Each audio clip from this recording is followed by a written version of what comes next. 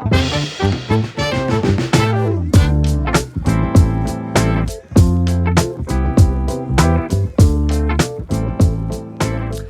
everyone, welcome along to another episode of Football Manager Therapy. I am of course your host Tony Jameson, and joining me as always is the one and only Rich Owens. Rich, how the devil are you, buddy?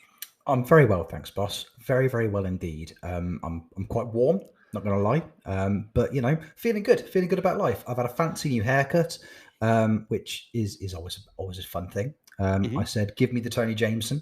And I got sacked halfway through the haircut. So obviously, a fan of the pod and a fan of the streams, a man of culture. So that was nice. They just gave it to Redknapp to the end of the trim. It was brilliant. He did a great job. Lovely stuff. Lovely stuff. You've got that joke out early, mate. You've wasted it already. Like we've got the rest of a podcast to do a joke. You've gone early doors. And shout out to Worcester Barbers, by the way, for obviously sorting Rich out with a wonderful trim. Without wanting to date this podcast terribly, the podcast was almost going to be called Heat Waves and Hosepipe Bands, because as you mentioned there, it is incredibly warm. I'm also, as well, for the audio listeners, maybe not so much for the visual listeners, but for the audio listeners, apologies if I sound a little bit croaky, a little bit bunged up. We have got multiple bugs floating around in the Jameson household at the minute. Littlest Jameson is like a magnet to germs, so whatever he catches, I catch pretty quickly. So he's got about tonsillitis. So if I sound a bit bunged up, that's fine. We are, as I said before, doubling up on Lemsip and green tea. So there you go. Saturday nights are all right for fighting, I believe. So, so we've obviously decided with that level of rock and roll that we needed a guest, because we can't just keep this level of energy ourselves right up at the top here, you know. So we've decided that we need to bring in a wonderful guest, and we've brought in the fantastic, and I'm very, very excited by this, to be honest. I'm very, very excited to welcome TomFM to the podcast. Tom, how are you, man? I'm very well, thank you. How are things with you?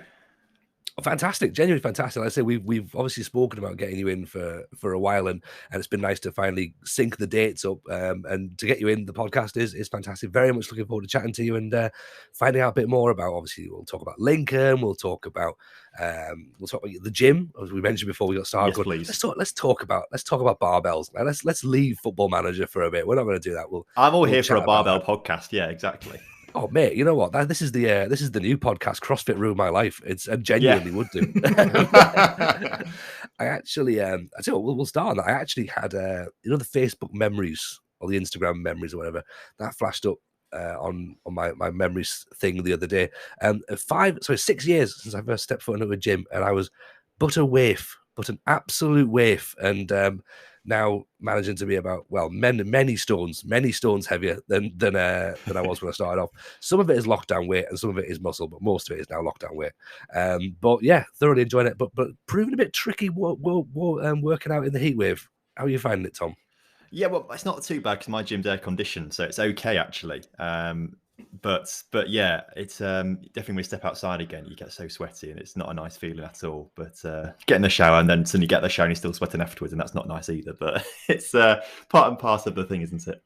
Yeah, that's the thing. I had this went through a little period where, as you see, so I work out at home, so I've got the gym, the CrossFit gym to go to, but with having the kids, that sometimes I find a little bit of time, lunchtime, get the barbells out on the driveway, get myself sorted, come back in. As you say, you get that shower, you think this is perfect. You get out of the shower and you go, I'm convinced I dried myself.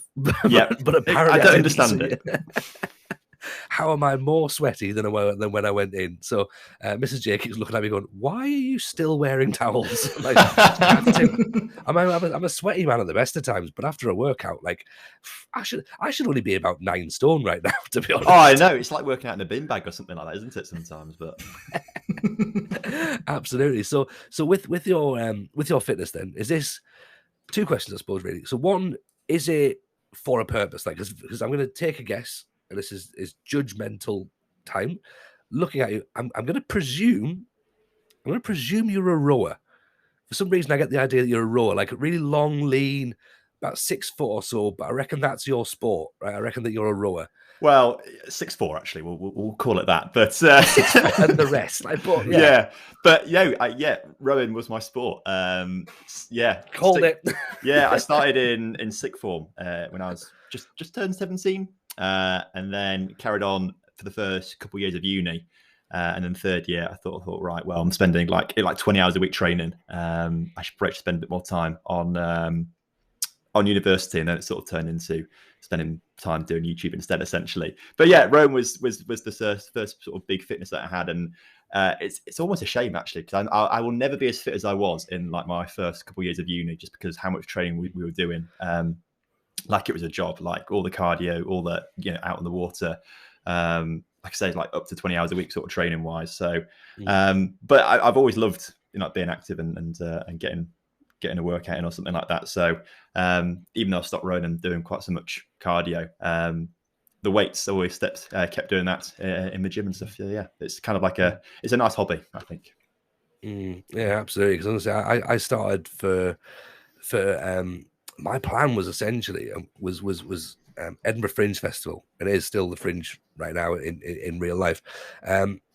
It's very all encompassing is the Fringe, and I used it as a way of not staying in the pub after the show, because I was doing like 3 shows a day, and then I was going, oh, this is a really cool place to hang out with my mates and have loads of drinks. Yeah. So I joined a 24-hour gym, and I turned up not knowing a great deal. I got a copy of Starting Strength downloaded to read that from Mark Ripperto, and just learned all the compound lifts, so bench press, squat, and overhead, and deadlift. And I thought, right, let's do that. Let's work it out. And then a friend of mine said, okay, now you need to start eating. I was like, yeah, let's do that. That sounds fun. So I dirty bulked about 3 stone, and then realized that once you hit a 200 kilo deadlift, then it doesn't really matter. Do you know what I mean? Like, it's just like, God, I'm a monster. I'm an absolute monster now.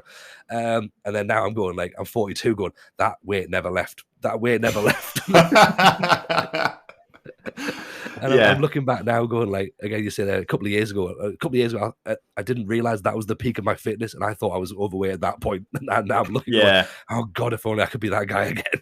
Yeah, it's one of those things. Like university for me was the peak of my like cardio fitness. I remember at one point, it must have been like the Easter holidays. I was back home and I thought, right, I've not done any training for a week. I'll just go out for a run, and I'll just keep running, and I'll see how far I can go.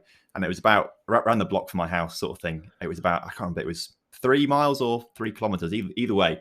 Anyway, I did quite a few laps, and I thought, right, I'll stop now because I'm getting pretty tired, and worked out how many laps that I did. And I just run a half marathon out of nowhere, like just as like bit of training. So I was stupidly fit then. There's no way I could do that now. But nowadays, I think I'm at like the strongest I've ever been in terms of what I can lift and things like that. And that's really exciting. I do enjoy that a lot. But back in university, like when I was younger, I was could never put any weight on at all or anything like that. And obviously we're training loads at uni, but I remember one particular month, I thought, right, I'm really going to bulk up this month. I'm really going to try putting lots of effort. So it was a bit of a dirty bulk, whatever I could eat to get to 4,000 calories a day. And by the end of that month, I only put on 1 kilo, and that was it, from 4,000 calories a day. And I was so disappointed. I thought, right, I'm just not going to try bulking now. But to be fair, I was working like an awful lot, obviously, because all the cardio we were doing. I look at those family-sized cheesecakes and go, "There's no way they serve 6." That's a single-person cheesecake. It's a one, isn't it? That's literally it. It's good to know for me, because it just sounds like there's a lot of things that I'm doing that are in keeping with exercise. Just like eating massive amounts of cake.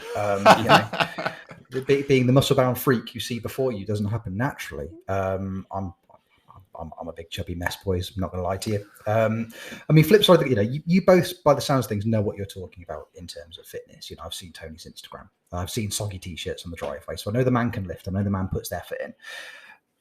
I, on the other hand, I think the most time I've ever spent in the gym was when I was watching Tony's live stream when they did all the lifting last year. That is the longest I've ever spent anywhere near a gym.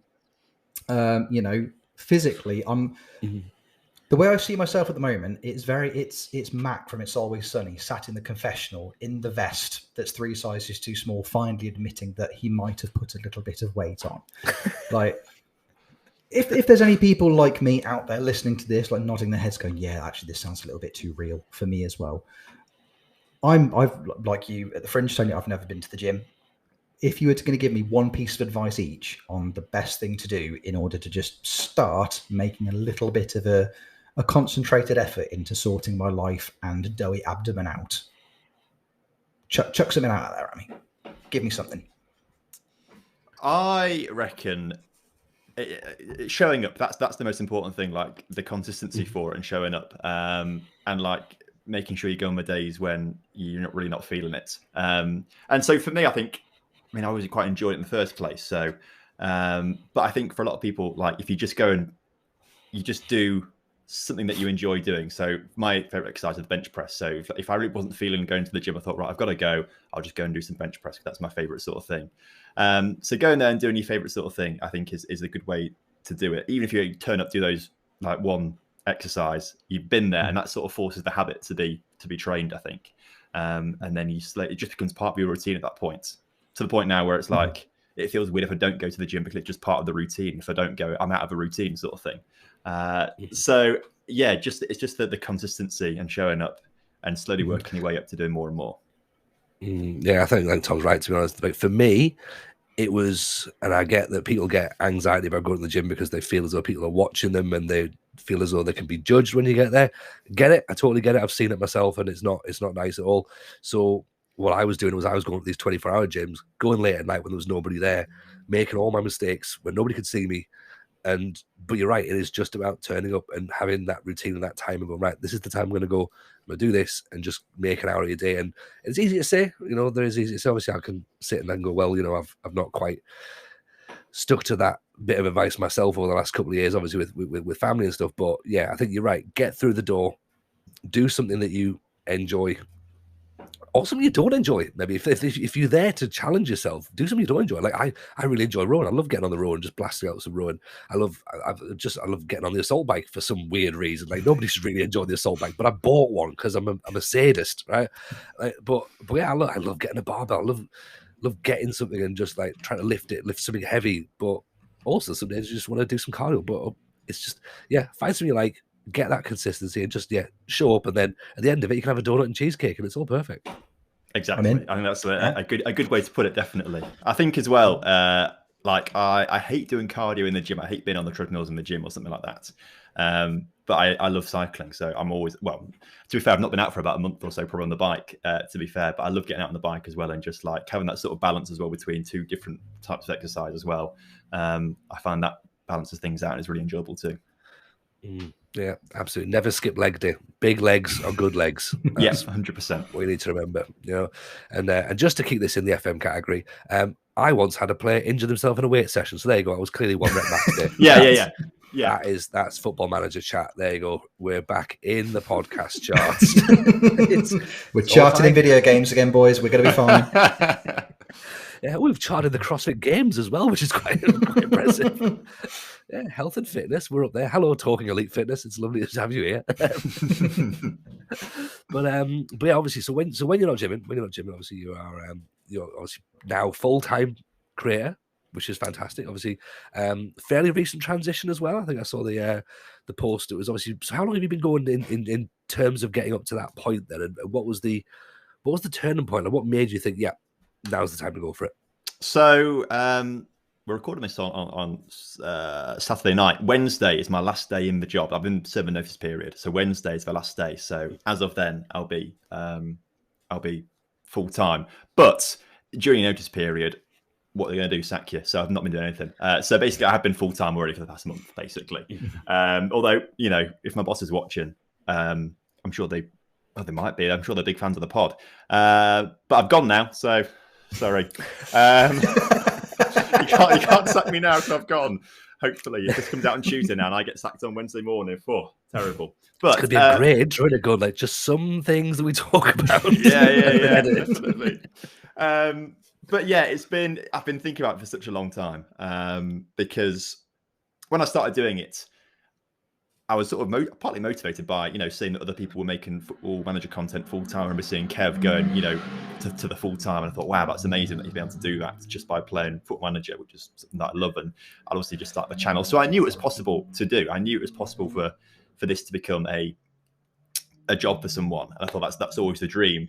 But you never know if your dreams are actually going to come true in that regard, and you've got to put the work in to do it. And even if you do put the work in, like there's no guarantee or anything like that. So I've just kept solidly plugging away for over 5 years now with it, right? And so as things were growing and increasing, and it was going quite well, about 12 months or so, I made the transition to part-time, because it was at the point where, the odd month was making the same as my salary at work. So I was like, right, well, if they're even, I'll start to transition towards something that I actually want to do a lot more of, as opposed to sitting at a desk in an office all day, or working at home at that point, I suppose. And then from there, it was just sort of, waiting and just watching, as things grew and grew and grew, and thinking, you're so desperate to do it, but you've got to be sensible. You've got to think about it logically, and you've got to think, right, well, there's a chance that, I could do it now, but if it all went wrong next month, then I'd be stuck. So it's about being patient and really trying to, it's a good balance act, really. And then I changed up the content style a few months ago, because beforehand it just been all Let's Plays, which I love doing Let's Play stuff, obviously, because it's just a long, big story and a good narrative. But obviously everyone watches episode 1, and then there's always drop off every single episode. And by the time we're in episode 99, no one knew coming at that point. So whilst it's good fun to do, it's never a driver of growth or anything like that. And obviously I'd seen Zealand's done amazing. And then another big part of that was Amiga Luke and RDF. They were doing amazingly well with all their sort of like the one-off videos and what they do.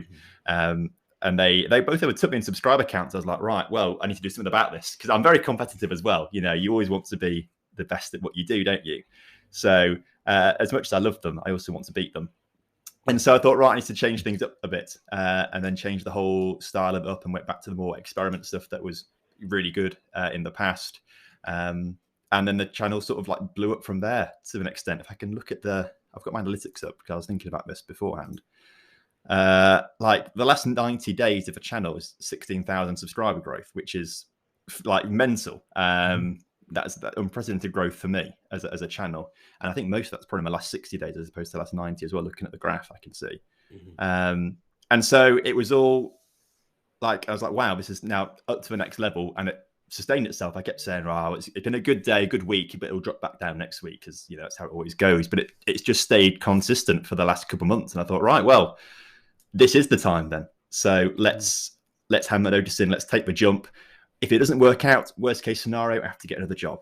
And I think that idea in my head was kind of like, well, if that's the worst case that could happen, I'd regret not doing it more than doing it and it not working. So took the plunge, and we'll see where it goes. I'm really excited. Loving it, absolutely loving it. Yeah, it's a good. It sounds like you've thought it through, which is a huge thing.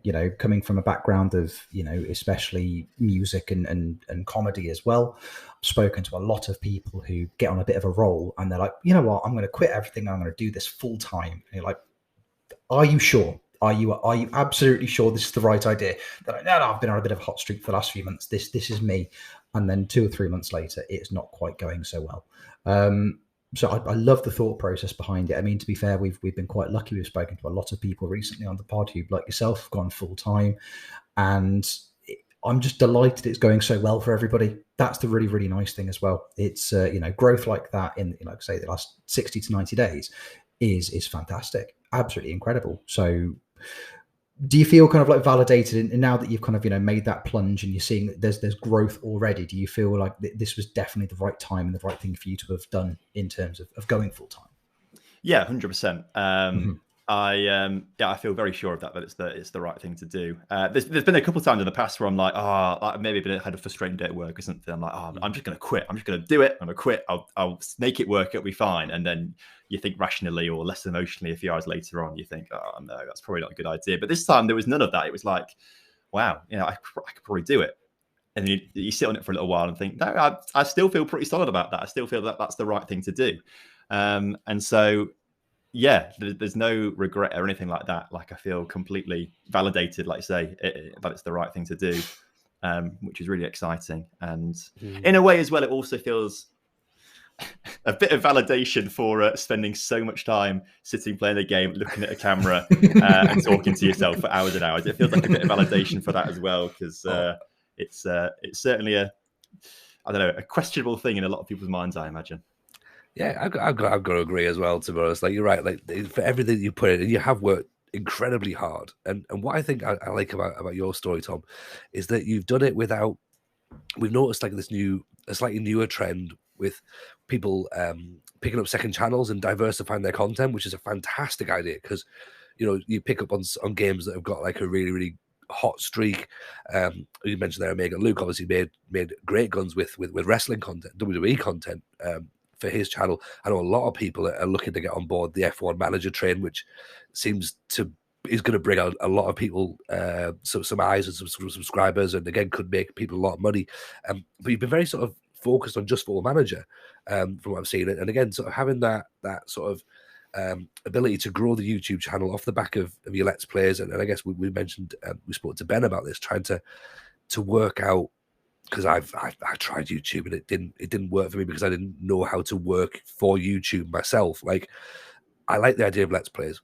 I love the idea of experiments, but I just can't. My brain doesn't comprehend the idea of like, oh, let's think of something great, and my brain just goes, we're going to go non-league again. Like, no, nobody cares about that. Nobody wants to see your Bulgarian third division save, Tony. Shut up. Like, but you've been able to put the work in and have the content, the level it needs to be in order to just bang and bang and bang and bang and bang. And that's, you know, it's that consistency again, isn't it? It's being consistent. It's being focused on what you do. I know you're a meticulous planner, so none of this is by accident. This is all by design. So you say there, like, it's a calculated risk. Of course, it's a calculated risk. It's not even a risk. It's calculated, if anything.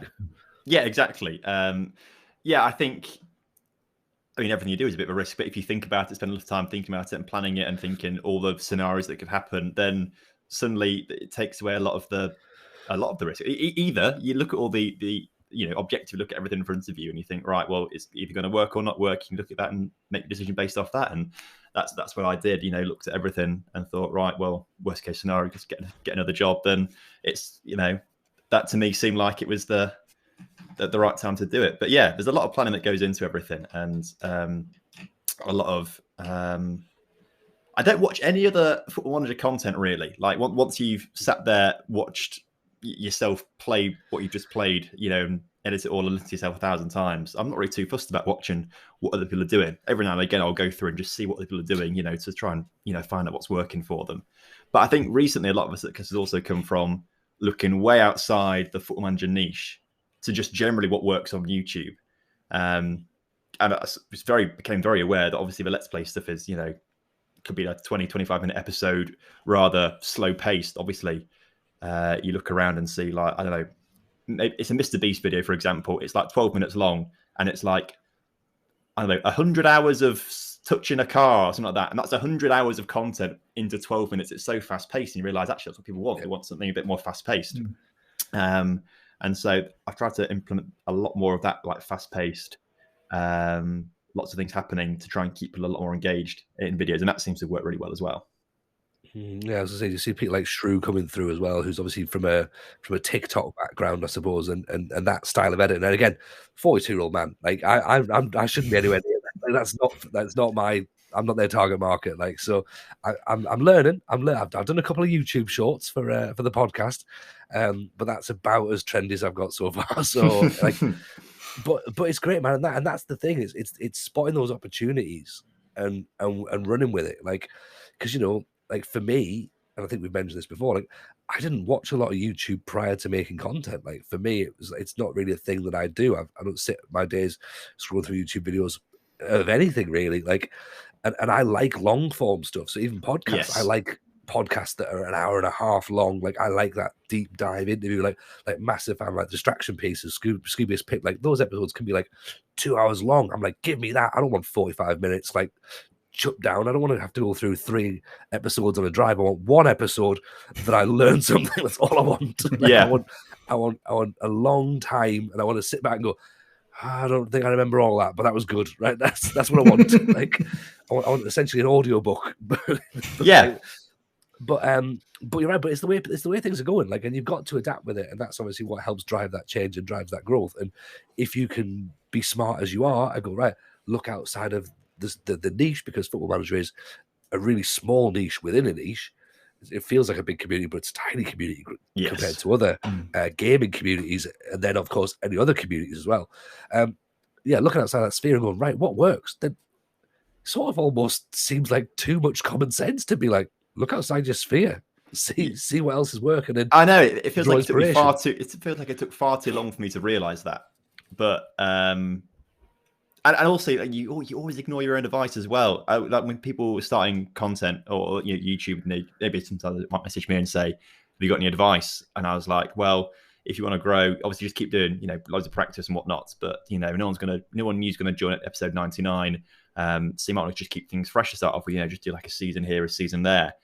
Not taking my advice. I was always doing episode 99 because I wanted to be the guy that everyone went to for like that sort of let's play stuff. And then you realize that's actually not what people really want to watch anymore. Obviously Jack does really well with it. That's he's probably the king of that sort of thing at the moment, I would imagine. But he's built the audience up a long time, and he is the best at doing it right now, I think, really, to be fair. So that's why everyone goes to him, and Kev as well. Kev's also but he's got such a, I want to say, stranglehold almost on that sort of UK non-league football all the way to the top sort of thing. That's literally his own sort of thing, isn't it? Essentially. So I say that Jack's got the exact same premise with Parks of Prem, hasn't he? But the point is, like, they're the established two who can do that. Like, they are the exception, not the rule, to that extent. And so everyone else is going to try and find different ways to do things. And I think I've stumbled onto something which is becoming more uniquely mine. Which is absolutely the best way to do it as well. Like you say, if you look at people like Jack and Kev, maybe in there, like you say, the exception to the rule, it's because they're really good at it. Yes. They've gotten to that point because they've taken a concept that if anybody wanted to make content for YouTube, if you wanted to do like a long form, let's say a long form let's play, from non-league football to Premier League to Champions League, whatever it may be. People can do it, and I would guarantee you'd probably be able to go out there and just start searching on YouTube, and you'd find dozens and dozens and dozens of series that are just kind of petered out halfway through. And the fact that Jack and Kev have been doing it for so long, he's sat right there. It's me. It's sat right there. But the fact that it's there and it works for them, and they're still able to do it now, it's just a testament to, as you say, just how good they are at doing it. So it's again more power to them, because I've never even touched YouTube, and we've talked about this on the podcast before. I've never touched YouTube. I wouldn't know where to begin with it, because I know that I couldn't make long form engaging content like that would keep me and an audience interested. So again, I've got nothing but respect for people that have done it, are still doing it. It's an incredible thing. Yeah, I think that's the thing. I think I want to make YouTube work for me, and I think I keep looking at it and I keep seeing how it all changes. I'm like, okay, I can see what's working here now. But again, it's that thing of trying to be able to implement it and get the right stuff going forward. Because again, you don't want to just be doing the same thing that everyone else is doing. And what I find interesting, like a question I've got for you, Tom, like, do you have a team working with you? Because I know a lot of people do start to have teams. Like, you're just a solo. Yeah, it's just me. It's just me at the moment. Amazing. I do everything from well, I get some ideas from the comment section, but for the most part, the ideas are me. The video recording is me. The editing is me. The thumbnail is me. The title tags, everything like that. It's all me. It always has been. Which has its upsides and its downsides as well. Like I'm sure there are a million people more talented at editing than me that could do a better job editing, but also I'm a bit of a control freak, so I wouldn't like to say as like myself, because I wouldn't like to give it away. But it's not going to be the same as it is in my head. Yes, and I think that's because when I was at TwitchCon, I was talking to Zealand editor Reese quite a bit, and I was saying, because he was talking about editing, or looking at editors, and I said, yeah, it'd be great to do at some point. Obviously, one, they're expensive, and two, I was like, well, I just can't give this control away. And he said, well, he basically said to me, like, wait for someone to reach out to you, and then when they do, just give them one video and be like, right, here's a bunch of mine, edit this one up. I might use it, might not use it, but they'll start. You start to build a relationship with them, and I think that's basically what him and Steven have done. Like, they've got such a solid, strong relationship, and very similar personalities and sense of humours in a way. So, whatever they do, it works for them. And I think that's what his advice was. Build this relationship with someone, as opposed to looking on Fiverr, for example, and just trying to get anyone. Have a proper relationship with someone to do it properly. But I've made it work to have a a full-time salary technically from YouTube, but it's not enough to be paying editors and stuff like that just yet, sadly. But also, like I say, control freak, so I wouldn't really like to give it away to other people in a way too. Yeah, it makes complete sense. Like, you've got to have that trusting relationship. It's a bit like a sound engineer, isn't it? Like, if you're in a band or something, you can like you need to trust that person, that they understand what you've got in your head and how it wants to sound. Like with an editor, like my background's it would have been editing. Like for my university degree was film and TV production, and my master's degree was film and TV production, and like so I was an editor, but then I took a few years out, and I'm coming back and relearning sort of like how things are done now. But even still, I'm like, yeah, I wouldn't trust anyone else with this. Like, there's only me can do it, because of course there's so many people that are so much better. But I've got what I've got in here in my head, but I now don't even know how to describe to you what I've got in my head. So I'm probably better off just doing it myself. Like, that's also a big part of it as well. It's very, when you don't know what everything's called, for example, like you might say, I mean, I don't know what anything's called, so I might just say, oh, I need a J cut here or something like that. But like, if you don't know what you're talking about, for the most part, a J cut's very simple. If I want something, if I want to say something like, we need this chromed out in the rendering connection process, I don't know. How would I have no idea what any of that means, so I have no idea how I would describe that sort of thing. So it's better if I just do it. I know how I can want it to look, and I can type something to Google and just say, how do I do this? But I really enjoy the learning process too. So I really enjoy, like, when I first made thumbnails, it was on a website called Canva, and then I downloaded something a bit more sophisticated in some software called GIMP, which is like a free version of Photoshop, basically.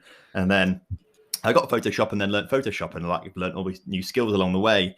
And the same with different editing software, and like Skillshare has been a really good place to just like go on there and learn from like experts in that, and just like do some tutorials and follow things along. So I've really enjoyed that learning. Excuse me, I've really enjoyed that learning process as well. Yeah, I feel a little bit like Homer Simpson when he's in the edit suite, like, and star wipe, and we're done. Like, that's just what I feel like it was.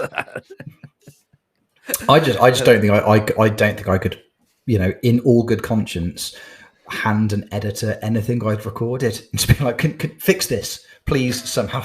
Just take this hot garbage and turn it into 10 minutes or something, please. And I think I just have to keep texting them, apologizing every 5 minutes. I'm so sorry. I'm so sorry. I'm so very, very sorry. Do you record any of it? Do you want me to just leave you alone? Is that what you want? Because I can. I'm sorry. Just delete my number after this. I'm so sorry. So I suppose with that, then, how do you find streaming a little bit more relaxing, possibly, or do you still find that, or is that probably a bit more stressful? Maybe I think this is the bit you find stressful. Actually, I think you find streaming stressful. I think you find YouTube therapeutic. Yeah, YouTube's a lot easier, I feel, because like we say, you can sit there recording a bit for half an hour, and 15 minutes of it you can be saying the wrong thing and stuttering and making mistakes, and you edit it out. It's amazing. Whereas it's a bit more pressurized in that situation on Twitch, because ideally you've got to be switched on the entire time. I took a bit of a break from streaming, to be fair, and I've got back into it in the past month or so, and I've loved getting back into it. But I always had a bit of a love-hate relationship with Twitch, on the grounds that you could go from, because YouTube stays relatively consistent in terms of viewing numbers, particularly on a Let's Play series after a while. Whereas on Twitch, you can go from maybe 100 viewers one day to like 30 the next. And I was like, what am I doing wrong? I don't understand what I'm doing wrong here. So I always had a bit of a love-hate relationship in that regard with it. But I prefer YouTube for the process of making it, because I just love I don't know, it's just me, it's my bread and butter, right? But I much prefer the interaction with everyone on Twitch, because it's that instant interaction. And you get to know people. Like I feel like I know some of the viewers in there like really, really well. I know what they're sort of up to generally, and things like that. And they're really great people. And so I love that sort of community aspect of it. That's so much nicer. But yeah, on the balance of things, I much prefer YouTube. And Twitch can be a little bit stressful sometimes, I feel.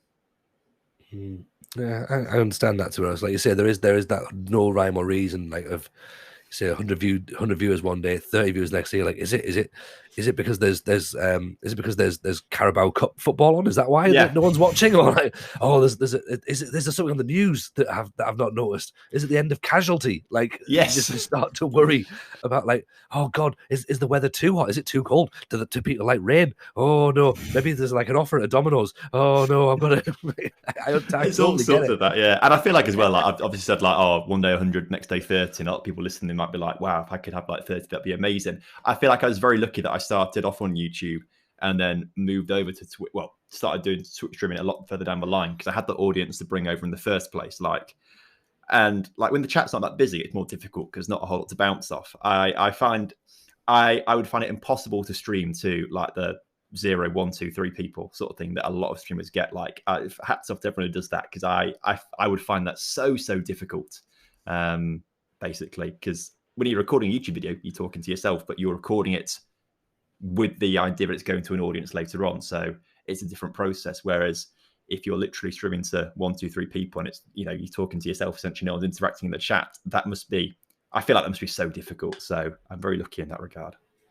Yeah, definitely. Like, have you sort of like got I suppose that you've brought that audience over from YouTube. It does help that discoverability. I think people have found. Like, I was talking to Second Yellow Card recently about the idea of starting a second channel on YouTube that is to bring my live streams back over. So for FM23, I'm thinking like to do my stream, upload that straight onto YouTube, so that goes out a day later or whatever Twitch allow it to be. Get a thumbnail knocked on, get some clips done, and then try to drive a bit more discoverability back towards Twitch that way. I mean, is that something that you would sort of recommend that people start to consider now going forward, or do you think that everyone's already on that and it's going to die a death very quickly as well? No, I think if you're exclusively on Twitch, that's a bad idea because there's terrible discoverability on there. Like if you search a game, Football Manager, for example, it sorts it by most viewed to lowest viewed. And, 99% of people are going to click on the first 2 or 3 people on there. So it's terrible for discoverability in that regard. So you've got to make it, if you just want to stream, you have to do, put stuff on TikTok or YouTube Shorts or have a channel for your highlights or clips or stuff like that. I know a lot of people have success literally with, uploading the straight stream to a separate channel. I know Zealand's got a good 40, 50,000 subscribers on his, right? I feel like Jack probably has one too, maybe. And obviously Matt's talking about it. For me personally, because I edit every season with an edit I've done. I've just finished off season 3 and the video went out early this evening I edit up the highlights into a bit more of a 12, 15 minutes, quick paced package of this is the season, this is what we did, to try and make a bit of a story and narrative to try and sort of fit in with that sort of the more fast-paced style that I've kind of got at the moment. I have thought about doing a separate channel for just putting my live streams on there, but I also feel like maybe I'm doing myself a disservice, but I'm just like, well, no one's going to be interested in that if they're not watching it on Twitch already, I feel. I feel like I could have a lot more success myself with the short form video at the end of every season, pushing people there that way, and edit some clips up to put it on TikTok or YouTube Shorts and stuff like that. I think I have personally more success with that, but I could be completely wrong. Like maybe that's a great idea to what Matt's thinking of doing, and just having a TomFM live channel and just literally just post up the whole stream replay and see how it goes. Just want to bring Rich in. Like it's something that I've looked at, and I think Matt was saying about, again, put your clips on there, try and sort of help grow that as well. And like you say there about the one season roundup, like if I showed you my save game folders, first of all, you'd be really angry that they're all season 1, season 2, season 3, season 4, end of season. Like they're all set out like that. Yeah, mine are like that as well. Got round to do it. I've also got several ones that just say save A, but but yeah, it's all set to do. And I was full of good intentions. I started a build nation in Indonesia at the start of the cycle, and I've got 3 videos on YouTube. And people going, "This is a great idea for a save," and I'm just like, "It's a great idea," but I'm now on season 9, and it's all backed up on a hard drive. So I was yeah, I know what you mean. It definitely is a bit of a daunting process when you think, right, I've streamed this season for 12 hours, trying to get the best bits of that. It's a daunting process to think. When I've done these 3 videos so far of these 3 seasons, it feels like I'm trying to procrastinate around it a little bit, thinking oh, it's going to be such a long time editing. And I literally edited yesterday the season 3, and I was probably stood at this desk for 6-7 hours, editing it all up. So it's a bit of a labor of love in the end, to be fair. But it's worth it in the end because I think there's some of the best videos that I've ever made. And so the issue I'm having with it potentially is I'm just trying some different like titles for it and things like that, which aren't necessarily, Venezia season 1. Like I'm trying to make it a bit more like new ones, like the one that came out today. I titled it "My Biggest Challenge in FM22."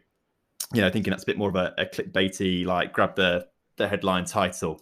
But like it's a 9 out of 10 so far. So like it's obviously not worked so well in terms of titling, or the thumbnail's not worked quite so well. So we have to tweak that a little bit.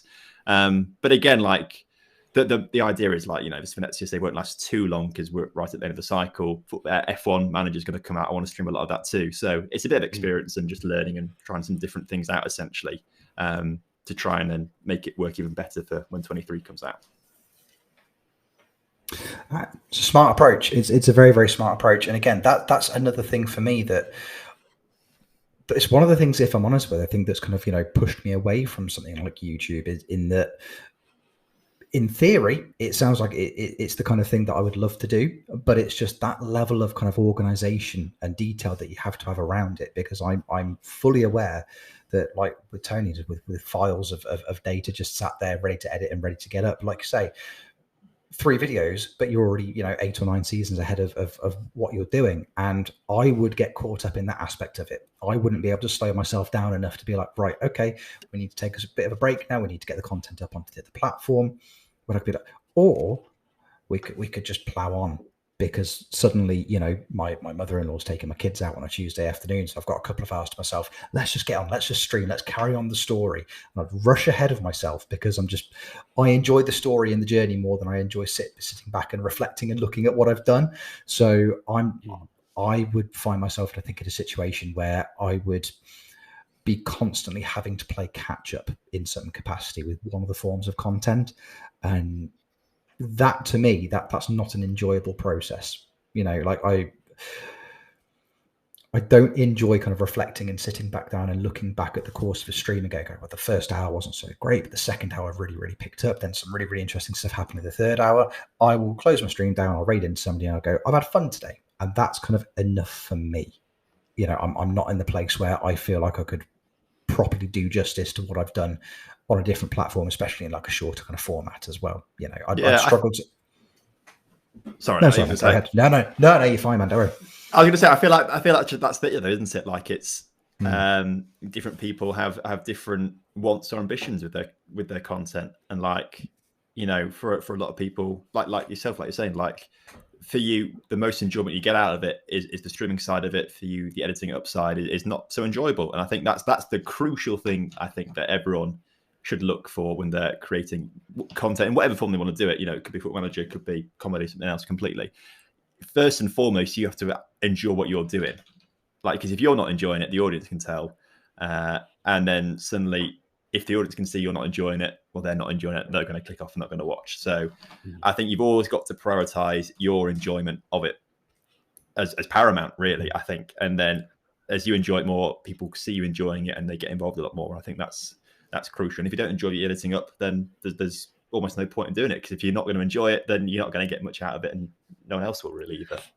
100%. I think where I find myself at the minute, you're right, like, it's all about enjoyment. Like I finish my stream at like 12:30 at night, 1:00 in the morning. It's like, right, bedtime now, and then up at 5 with the kids. Is like, right, let's go back through that stream tomorrow. Which maybe, like, in the future, if I can get a better cycle that works for me, which gives me where I can restructure my time, because I always hate the whole thing. Oh, if I had more time. What I mean is, if I use my time more effectively, that's what I was used to say. If I restructure my time better, then that might allow me to do that, because it is something that I want to do. But again, I'm very much aware. I'm sitting there going, but this is all context. You need all of this, otherwise you will not understand it. So this video is going to be 8 hours long, okay? And it's because without it, it makes no sense. And people are sitting there going, oh God, Tony's gone long form again. He's the only YouTuber who, like, you need to literally have to break it into like several things. It's like a series, essentially. Going, every episode's an hour. You're like, let's just not bother, which is fine. Yeah, it's less of a let's play, more of a box set. It's like it's fine. There's also directors. It's more of a discussion piece. Do you know what I mean? Yeah. Let's sit down, right? What have you brought to the table, right? Okay, because this is where I am. Okay, now you would argue that, you know, mentally, maybe at this point of the stream, I'm not having a great time, right? So let's discuss where we've ended up, right? Who's been in a similar position before? Like that's where we are. It's a group discussion, essentially. Yeah. And we mentioned a bit about mental health quite a lot on the podcast. Like, and when we were saying there about you finding YouTube a bit more therapeutic and a bit easier to sort of like use that as a process, and then finding Twitch potentially some days a little bit more stressful up and down. Like how have you found people obviously say that, you know, they're using Football Manager and content creation as a nice escapism for what's been happening over the past couple of years with regards to the pandemic. Like have you found that working from home and doing content, like, has that had a negative or positive effect on your mental health? Obviously, have you used the gym more to keep those endorphins going and to keep yourself focused when you've felt like sort of things just haven't quite been working? Yeah, like I don't know. I always feel a bit bad saying about it because I know a lot of people struggle a lot over lockdown, but I really enjoyed it. Like for me, it wasn't too different to life up to that point in a way, right? Because through all of, you know, school and whatnot, you know, you go to school and you come home, and then you know, as a kid, you just stay in your bedroom, sort of thing. And the same with uni. Like, you go into the uni, you might go to the library, you come home, you just sort of stay in your bedroom with the uni house and that sort of thing. So it wasn't really that dissimilar for me. Like, you know, I think I was in the office for, was it a year, 18 months, something like that, and then it was like lockdown. I got to stay at home all the time. So actually, if anything, being in the office for me, because it was so new, felt a lot more alien than a lockdown experience of just staying at home. And given that most of my time anyway was spent, you know, making videos and streaming and stuff like that, like it didn't really feel too different to anything else. So I was quite lucky in that regard, to be fair, that, you know, it just, the circumstances felt like that for me, and I'd sort of, you know, I was very lucky that it sort of felt like that. But yeah, definitely, I think, like, but also now this is the job, like the escapism isn't this anymore because this is the job. So the escapism is going to become a lot more like the gym and things like that, which would be a lot of fun. It'll be, you know, going to see my girlfriend, like just not to think about anything for like a weekend, for example, and like that suddenly becomes, you know, a bit of a background thing, and then just sort of, you know, you uploaded something and it's automated. So just not spending time at the desk would be quite nice. And yeah, like, what else do I do? What else do I do in my time? Like, you know, a lot of, I enjoy a lot of reading as well. Like, so that's another way for me to sort of pass the time quite a lot. I'm very into like stocks and crypto and stuff like that. So I spend a lot of time like geeking out about that, reading up and listening to podcasts and learning. So having lots of different interests, I feel, has been a really good way to just sort of, you know, get away from certain things. Like, obviously I could spend all day, you know, from the moment I wake up to the moment I go to sleep, sat at this desk looking at a computer and editing, recording, but that's not the healthiest thing. So you've got to have those boundaries and limits. And so having other things that you might want to do is really nice, I think, as well. I think the gym particularly, like, as such, because you're not thinking about anything else, you're just thinking about trying to lift some weights. And like, I think and being active really helps as well. I think that's so underrated, like just moving around and being active. I think that's such an important thing too. So yeah, there's definitely a lot of things that have definitely helped and contributed to I'd say a healthy lifestyle, I suppose. Good stuff, man. Like I say, it's just really, really refreshing to just be able to have a conversation with somebody about, you know, like a more creative thing who's it's so well thought through. Right, everything you're describing, it feels very meticulous, and it's all just, above all else, it's just good advice. It's just really, really, really good advice. Like, I find myself, I'm sat there trying to convince my son that he needs to play less Minecraft, but at the same time, I'm thinking, like, yeah, but I could just sit down and play Minecraft with you, and that would be significant. That would be significantly more straightforward, rather than me saying no, stop. And it's like, no, we could just sit down and do this together. But what, you know, it's more of a grind for me to be like, hey, let's go down to the park, let's go play football, let's go for a walk, you can go on your scooter, like we'll do all those things. It's those boundaries, it's limiting, it's having healthy interests and activities outside of what else you're doing, you know, especially now with making yourself, making content full time, even people who, you know, who aren't there yet who stream a lot, who create content on platforms like YouTube.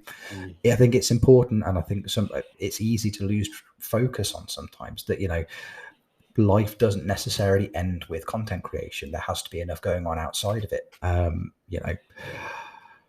Just sat here talking to you guys about being healthy and being active. The longer we're talking, the more unhealthy I'm feeling. So I'm going to be making a conscious effort to get out there and just get a bit more exercise. Moving forwards, it's because it's something I need to do.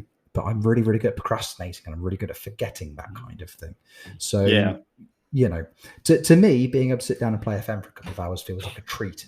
Whereas there are probably other things that I could be doing that would be better for me, that would also make the time that I get to spend doing it feel more enjoyable and less guilty. There are some days where I could sit here and think, it'd be good to sit down and play a save for a couple of hours.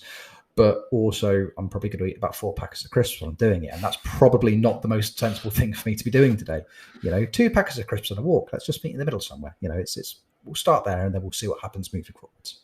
Exactly. It's all those steps you're going to take, right? But also, I feel like I was always sort of brought up with the mentality of, it was always the food, actually. It was like, a little bit of everything, is good for you. The idea that, you can have a bar of chocolate, but, have an apple as well or something like that, a little bit of everything. But I think I've taken that to sort of every sort of area of life. We talked about the gym earlier on, but I've also been drinking a beer whilst I've been talking as well tonight. Like it's a little bit of everything is all right for you, essentially. Like if you go too heavy on, like you can try and be the healthiest person you want to, but at some point that's going to break you a little bit. Like no one wants to just eat plain broccoli and rice and chicken every single day. So like you've got to have a bit of balance in everything in life, and I think that's kind of what I've tried to do with a lot of it as well. And I think it works for me at least. But it's also a part of like you were saying, it was all intentional and meticulous. Like I am very much a structured person. I much prefer having a sort of structure and routine. Like, to be fair, I've not probably done it for about a month or so, really. But usually my Google Calendar is sort of blocked out in exactly what I'm doing, like through all hours of a day almost. So I've got that routine in there. Like, spontaneity is good, but it's not my forte. So everything's a bit more structured in that regard.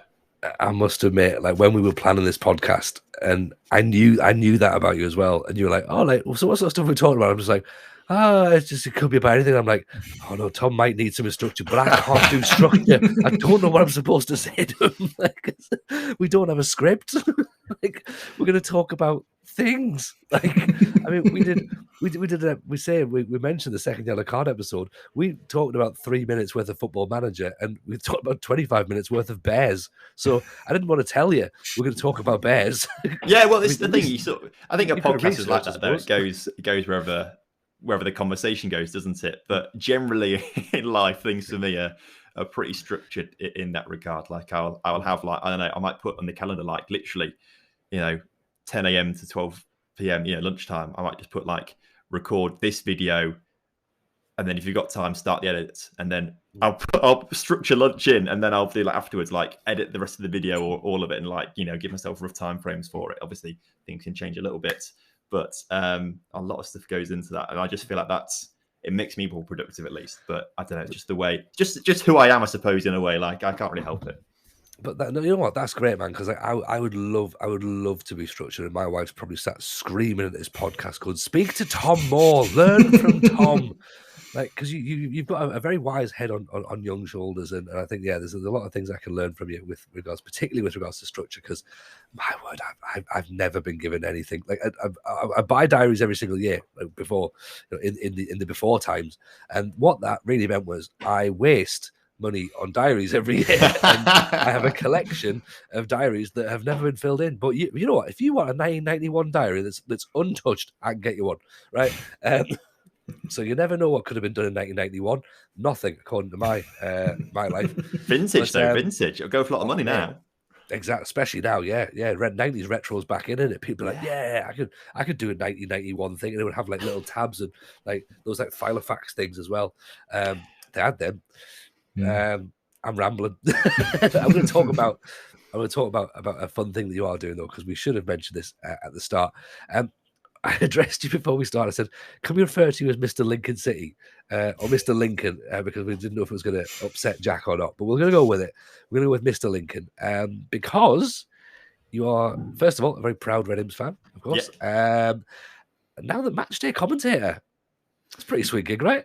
Yeah, it's not bad, to be fair. It's it's the audio descriptive commentary for fans in the stadium who have generally it's for visual impairments, but essentially anyone who has a bit of trouble following along with the game, and they might need someone in their ear to sort of explain what's going on. But they want that matchday experience. They want to be in the stadium with everyone else and experience the atmosphere. So, essentially, it's just a way for the club to be a lot more accessible to all fans. And so, I'm the guy that sort of sits in the stadium and talks into a microphone, and I'm in a few people's ears, telling them what's going on. And by sound of things, from what I've heard from everyone, everyone's found it like a really useful service, and they really enjoy it. So, it is a bit of a dream come true in a way, because it's like the coolest thing to do, other than play for your team, is probably to commentate on your team. And so I get to do that at the moment, which is really fun. Yeah, that's fantastic to see. And I was like, every sort of Saturday, just seeing this proper old school microphone. I love the old school microphone just on your desk with a picture and in your notes. And I'm just like, oh, that's brilliant. I love that. Like, got a mate of mine who used to be in a band. He does it for he does the matchday commentary now for Sunderland. Oh, and nice. It's just so much fun, like watching him do the sort of like on the pitch hosting every weekend. I'm like, that's brilliant. I'm like, that's a good gig. That I could get behind that, to be honest. Yeah, it is a lot of fun, and I feel like in a very privileged position to be doing that, especially.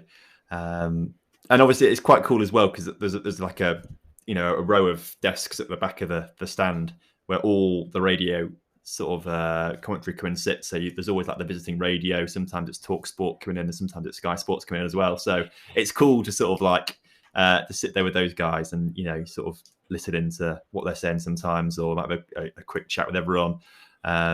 Almost compare notes sometimes and see what they do, which is always really interesting, I feel. Because I feel like my notes are more meticulous than other people around me. Not that I get to use them much, because our first priority is to describe where the ball is at all times. So the only time we really get to put in a stat or something like that is like pre-game, half-time, full-time, or if the ball goes out of play for like more than 20 seconds or something like that, we can throw in like and so-and-so's got his 25th goal of the season or something like that.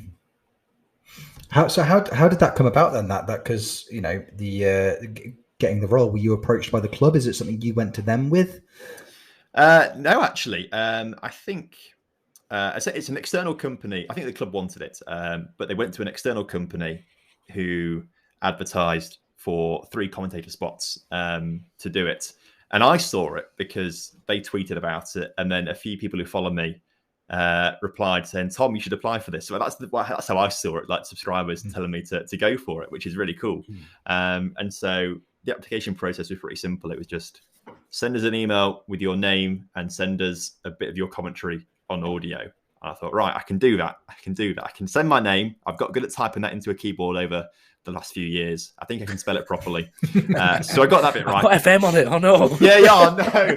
Yeah, I got it completely wrong. But yeah, I got that bit right, and then recorded a bit of audio, synced it up to one of the matches they had on YouTube, or some clips rather, and sent it in. And then we got invited down to, there were 12 of us down to this. It was kind of like training day / selection day, where the company, they're called Alan March Sports. I think they do it for quite a lot of clubs up and down the country, actually. And I think they provide a lot of stuff for like the Euros and the World Cup.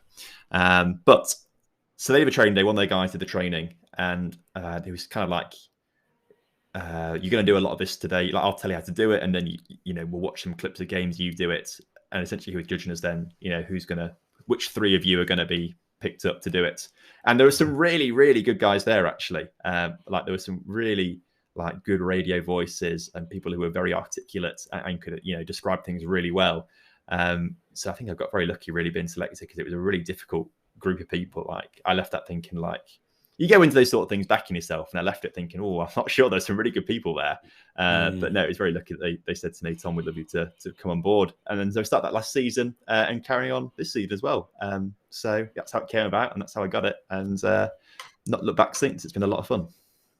Fantastic. I love it. And a wonderful venture as well. Hopefully, obviously, more clubs will be picking up on it, and obviously do check out your local club to make sure they offer that service as well. And if they don't, get onto your club, I presume. Yeah, definitely, 100%. I think in the Football League at least, most clubs should, or maybe they don't. I know Lincoln City have got a DLO, which is the Disability Liaison Officer. A lot of clubs have SLOs of supported liaison officers, but I think maybe not every club's got a DLO. They should do, really. It should be a requirement, I think, to be fair. But yeah, if it's not at your club, then it really should be. I think every club should be trying to become as accessible as possible. And this is just one way to really include supporters in the stadium. 100%. And is this going to lead on to anything else in the future? Obviously, you're planning on staying here for the next season, or have you got bigger avenues as well that you're hoping to do at the same time? Or yeah, well, I'd love to make it like there's nothing cooler than commentating the football, I feel. So I'd love to make that a career. And so BBC Radio Lincolnshire, they got in touch with me to actually do an interview with them. I've been on a couple of times to just talk about the YouTube channel. But the last time we did it, I spoke to them and I said, oh, by the way, I've been doing this past season at Lincoln. Is there any chance I could, I know Lincoln City Games of BBC Radio Lincolnshire is covered by all their journalists and experts that they've got or whatever. But I'm like, they cover a lot of regional games as well. I was like, even if it's just, me going to Lincoln United or to Grantham Town or Gainsborough Trinity or something like that, just to sit there and I'll tell you when there's a goal and I'll describe the goal and whatnot. And I was like, yeah, that sounds good. So I think ideally in the future, that'll be something that I'm doing. But for the time being, I'll be in the studio for Saturday away games to... I can't remember the term they use now. Drive the desk a little bit, and then there's a lot of stuff that goes on behind the scenes as well. Like I was there for my first shift was the Portsmouth game last weekend, and although that was 0-0, they were also covering the Boston game, and there were 8 goals in that Boston game. And as soon as a goal goes in the Boston game, you're there to clip all the goals up to make sure it's there for the halftime bulletin and then the full-time bulletin, and then all the post-match interviews that come in. Straight away, you've got to edit that up into a shorter 2-minute format for a news report, like 30 minutes after the match is finished. So it's all pretty fast paced. To be fair, there's a lot more that goes into it than I thought there would be. So I've learned a lot in that regard as well. But hopefully that's something else that sort of comes along down the line. And maybe the next few seasons I'm doing some more commentary for other places. And hopefully at some point I'd love to get down the freelance avenue of going to do some. I think my absolute dream would be to work for working for a TV company based in a it's going to sound bad, isn't it? Based in a country with no tax, so you can be based in that country with no tax, right? But I can do the commentary. I could do the commentary on the English games. That'd be the dream. Oh, here's tax avoidance FM over here. No, it can be legal. I'll be working based out of, I don't know, Dubai. They've got no tax, haven't they? That'd be the dream, wouldn't it? That'd be the dream. Yeah. Look at Jimmy Carlisle over here with his. Yeah. This is incredible. So this podcast is now admissible as evidence in the upcoming court case. Yeah, which is very exciting. Yeah. Gary Barr, lower league manager over here, having a great time. No, I like it. And that's great though, because that's a fantastic thing to do, isn't it? If you can get into commentary, then that's spot on, man. That's a right thing to look forward to. So I'm all for it. Yeah, that would be the dream. And I think I was talking to Mum about it the other day, actually, because I can't remember how the conversation was going. And I was like, I don't really know what I wanted to be when I was younger. I have obviously you have the ambition to be an F1 driver or a spaceman. But other than that, I never really I couldn't remember thinking what do I seriously want to be when I grow up? And Mum said to me, actually, when I was like 5 or 6, apparently I used to say I want to be a football commentator when I was 5 or 6 years old. So I guess it has come full circle in that regard, maybe. There you go. Exactly. It's great stuff.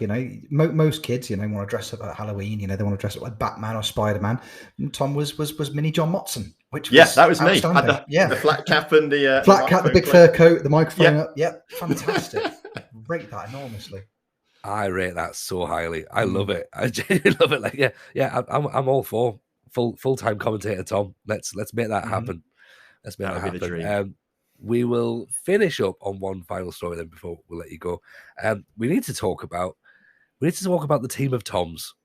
Okay, let's have a quick chat because obviously Streamer Showdown you've done pretty well in the showdowns. You've certainly done better than I would have done, to be honest, because my PvP record is appalling to worse.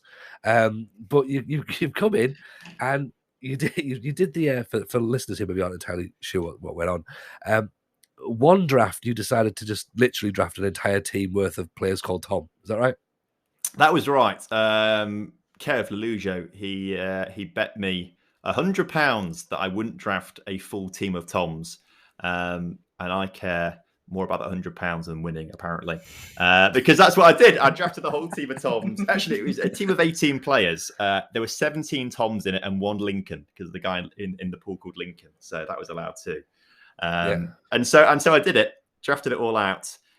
It then turned out that Ben wasn't particularly happy with that, and actually probably rightfully so, to be fair, because essentially I was taking the piss a bit with it, really, when you look at it on plain paper, which obviously doesn't reflect well on, I guess me, and to an extent, to be fair, but also when people are aspiring to be in that competition and I'm turning up sort of pissing about, maybe it's not the best of looks anyway. So it won't happen again, but it was done that one time.